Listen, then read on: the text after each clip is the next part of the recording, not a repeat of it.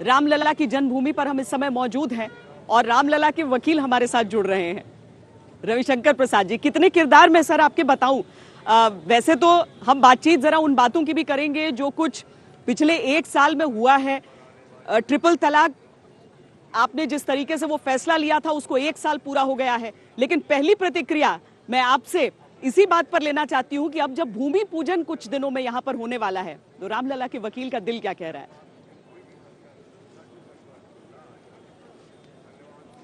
बहुत संतोष है।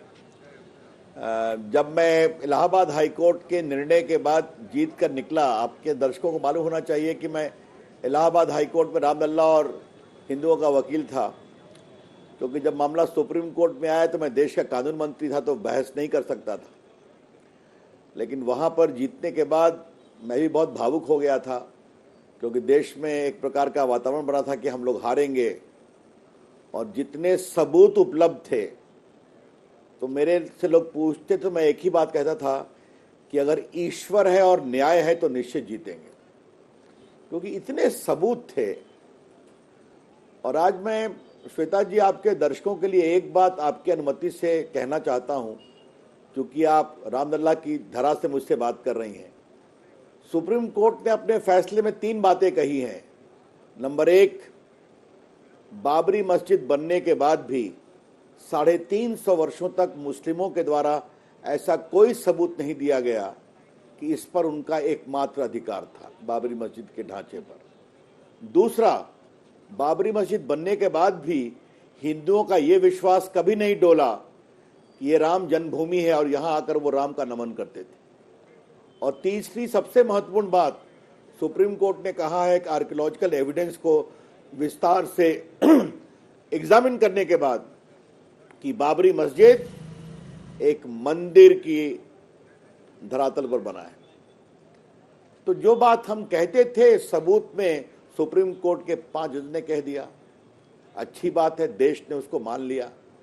अब आज 5 अगस्त को अगर यहाँ पर सियासत हो रही है कि प्रधानमंत्री का यहाँ पर आना सांप्रदायिक कहा जा रहा है कई विरोधी पार्टियों द्वारा, आप इस पर क्या कहेंगे?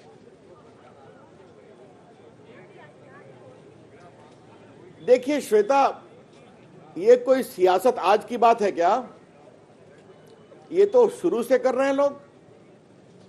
याद है ना, सुप्रीम कोर्ट में सुनवाई के समय भी कांग्रेस के एक बड़े नेता ने कहा कि सुनवाई अभी क्यों कर रहे हैं, बाद में कर लिएगा चुनाव के बाद। तो ये तो कुछ लोग हमेशा करते हैं और करते रहेंगे। लेकिन आज मर्यादा पुरुषोत्तम राम का एक भव्य राम मंदिर उनके जन्म स्थान पर बनने के लिए शिलान्यास हो रहा है। ये देश के लिए गर्व की बात है, सभी देशवासियों के गर्व की बात है। और मर्यादा पुरुषोत्तम राम का मंदिर संवैधानिक मर्यादाओं के अनुसार भी बन रहा है। कोर्ट का फैसला आया है, सबों को सुनने के बाद आया है। अब तो लोगों को मानना चाहिए।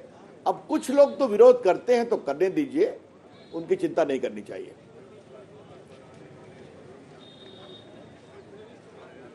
रविशंकर जी, ठीक 1 साल पहले की बात है। मुझे याद है कि मैं आपके घर पर ही उस समय आपके निवास पर आई थी और वो तमाम मुस्लिम महिलाएं वहां पर आई थी जिन्होंने ट्रिपल तलाक का जो फैसला आपने लिया था, जो निर्णय लिया था कि अब नहीं दिया जा सकेगा, ये संवैधानिक नहीं रह गया है, वो सब आई थी आपके पास धन्यवाद कहने के लिए, आपको मिठाई खिलाने के लिए।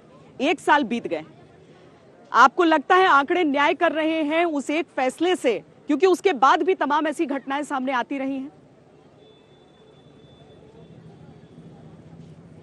देखिए, पहली बात तो अच्छा आप आई थी और आपका भी बहुत धन्यवाद करता हूं। आपने बहुत ही वो यशस्वी कार्यक्रम किया था।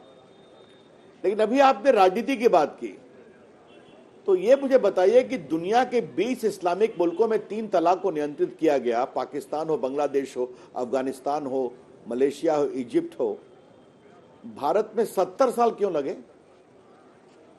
और आज मैं आपसे बहुत पीड़ा से कहना चाहूंगा, हमारे प्रधानमंत्री ने कहा था कि 3 तलाक की पीड़ित महिलाओं के साथ कोर्ट के अंदर भी खड़े रहो और कोर्ट के बाहर भी। कितना विरोध हुआ था, याद है आपको ना? और जब मैं इसका शोध कर रहा था श्वेता, तो मेरे लिए भी एक पीड़ादायक एहसास था कि रोटी जली हुई बन गई तो 3 तलाक, पत्नी लेट से उठी तो 3 तलाक, और एक तो आईटी प्रोफेशनल ने मुझसे संपर्क किया, उसके पति ने गल्फ कंट्री से उसको व्हाट्सएप से दे दिया 3 तलाक, क्योंकि उसको तीसरी बेटी पैदा हुई थी। ये क्यों होना चाहिए? भारत ऐसे देश को 70 साल क्यों लगे? हाँ, आज है, कानून क्या है इस बात को आप जान लें आपके दर्शक। 3 तलाक तलाके बिद्दत दोगे तो जेल जाओगे। बेल तभी होगी जब पत्नी की सुनवाई होगी और उसको सब्सिस्टेंस देना पड़ेगा, और एफआईआर वही करेंगे या तो पीड़िता पत्नी या उसके रक्त के संबंधी भाई बहन माता पिता, और समझौता हो सकता है अगर पत्नी को सुनवाई के बाद मजिस्ट्रेट ऑर्डर करता है। अभी जो पूरा माइनॉरिटी कमीशन और अल्पसंख्यक विभाग ने इसके बारे में तहकीकात की है, वक्फ बोर्ड से पूछा है, बाकी से पूछा है, संख्या में बहुत कमी आई है।